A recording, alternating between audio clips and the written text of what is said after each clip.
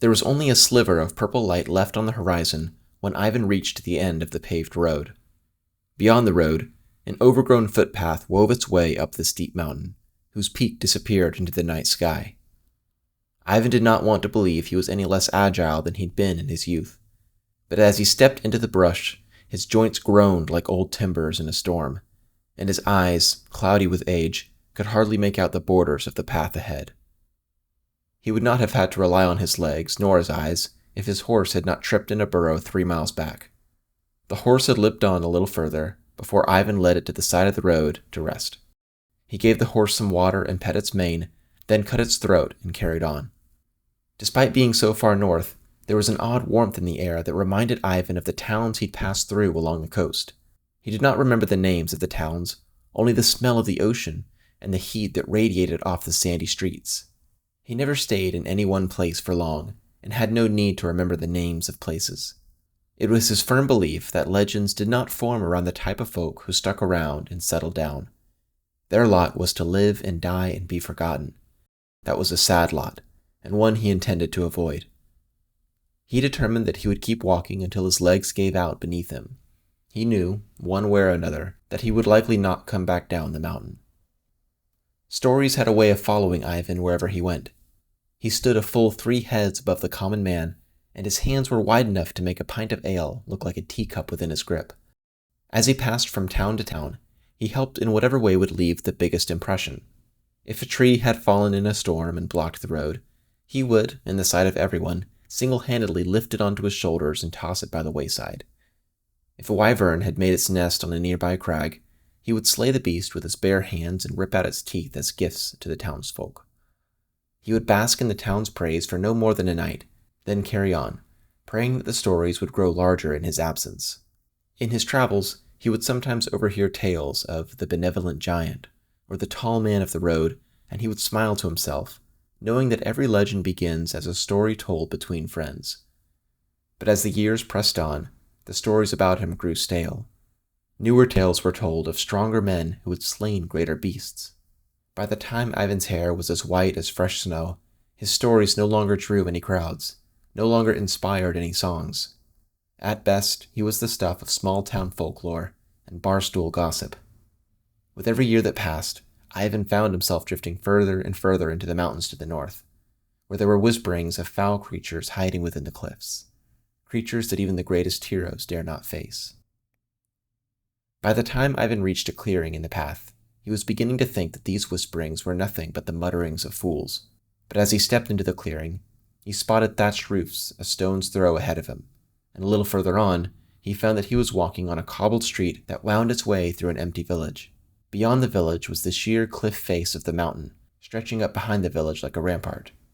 As Ivan walked silently down the street, he felt a weight on his chest, as if something was pushing him away from the village, or drawing him in. He rested a hand on the grip of his longsword while his eyes scanned the empty windows and closed doors of houses. There was no sign of raiders, no tracks of wild beasts. Fat goats and clucking chickens wandered freely down the street, and there was a cart full of barley that had gone to waste where it sat. "Do you come with fear?" said a frail voice. Ivan turned to the side and saw an old woman squatting in an alley between 2 houses. He removed his hand from his sword and leaned down to face her. The skin on the woman's face was sun-beaten and cracked. "What is there to fear?" Ivan asked. She looked back at him with eyes as round and green as emeralds. "There is much to fear," she said. Then she nodded to the road that lay before Ivan. "But if you must see for yourself, go to the well and face what the men who came before you faced." Ivan looked down the narrow street and saw how it twisted its way along the base of the mountain. "Would you show me the way?" he asked. The old woman was silent for a long moment, long enough for Ivan to notice that there was no wind, and that the woman had not blinked. "Walk until you smell something foul in the air, and then wait for me." As Ivan carried on down the road, the wind did not return, and the only sound was the scuffing of his own footsteps and the hiss of the vultures that watched him from the thatched roofs. He was beginning to think he had walked too far, or that his sense of smell had been overestimated, when he suddenly found himself at a loss for breath. Thick mucus streamed down his nostrils, and he felt the contents of his stomach rising up in his throat. At first, there was the familiar smell of death, the smell of rotting flesh and bloated organs. But there was something else beyond those scents, something like sweet milk left to curdle in the sun. By the time he regained his breath, he found the old woman standing beside him.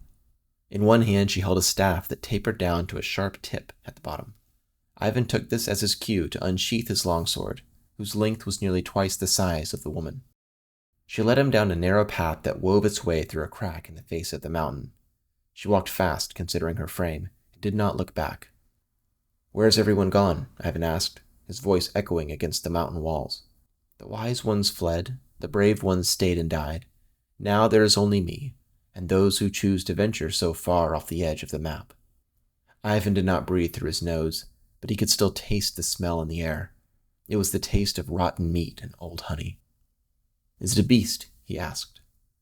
The old woman made a sound that may have been a curse or merely a cough.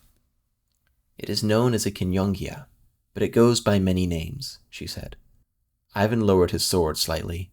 He had allowed himself to believe that this place would offer him a new challenge, one last chance to leave his mark on the world before death snatched him away. "I have heard many stories of Kinyongias," Ivan said, "and killed just as many." "Oh?" the woman said, with an edge of disbelief. "What do you know of them?" "In the places I've been, they are known as fear beasts or nightmare wraiths," Ivan said. "They are flighty creatures that crave small, dark places, and they have a way of smelling fear and turning themselves into whatever one fears most."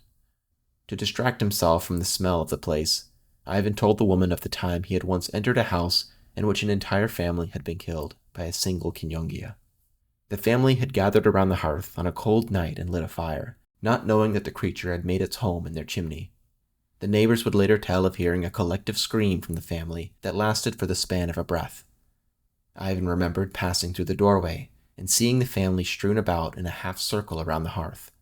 He recalled how each body bore distinct wounds, as if a variety of bloodthirsty creatures had been let free in the home. As Ivan had approached the hearth, the Kinyongia crept out from the chimney in the form of a millipede that walked on human arms and with a face that resembled one of the children of the dead family. It lurched at him, the child's mouth open wide enough to swallow Ivan whole. He sidestepped the attack and brought down his sword on the creature's back, severing it in two. In an instant, the creature dissolved into a pile of ash at his feet. "You have never faced a true Kinyongia," the old woman said at the conclusion of Ivan's story.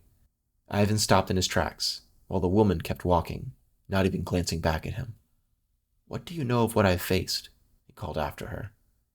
"Did you fear the creature?" she asked.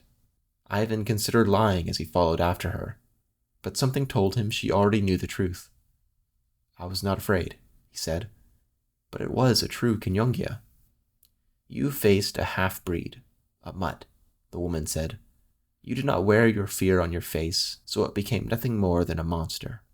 The woman took a sharp turn, and Ivan saw the path widening before them. "A real Kinyongia would have smelled your true fear, as I can smell it now," she said. Ivan opened his mouth to respond, but the sight before him choked the words from his lips. They had entered a wide hollow in the mountain. On the far side of the hollow, a sliver of moonlight shone down through a slit in the mountain and illuminated a small stone well. Surrounding the well, save for the narrow path that lay before them, were the bodies of countless men and women. So closely were the bodies packed together that it was impossible to tell where one body ended and the next began. Spilled blood covered the ground. Some of it was fresh and shone black in the moonlight. Some had long dried over into a dull brown mud. "Many of these warriors also claimed to slay Kinyongias," the woman said. "And you see how that fared for them, yes?" Ivan said nothing. He was looking at a man whose eyes, now blackened and shriveled, had been stuffed between his jaws. He saw another man whose flesh was covered with yellow boils that swarmed with maggots. "To your credit," the woman continued, "you are the first to come to this place and say that you have no fear. Unless," she paused, looking out across the hollow, "that has changed?" There was a part of Ivan that wanted to be afraid, believed he should be afraid. But there was a voice inside him that was growing louder and louder with every second that passed. It wasn't his own voice.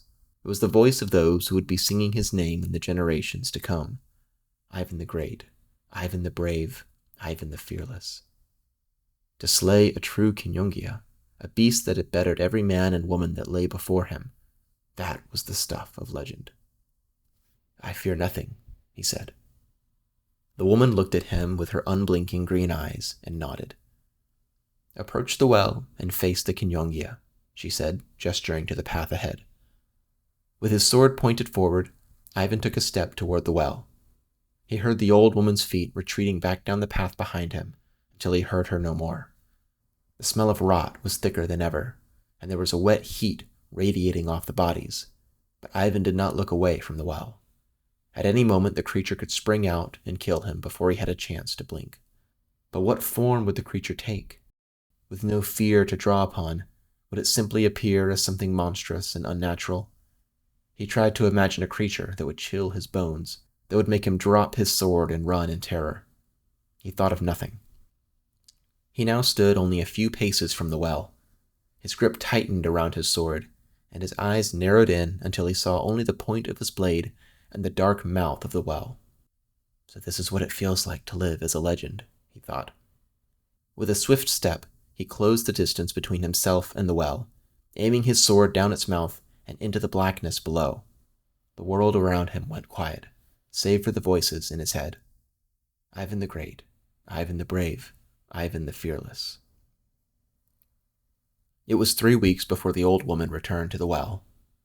When she came to where the path opened into the hollow, she found that it was much the same as she had left it.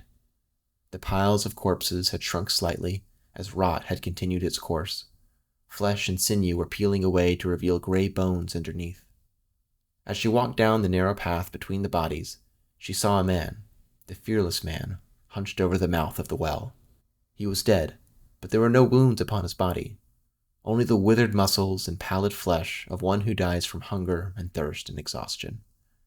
His fingers, now bony and blue, were still clenched around the grip of his sword.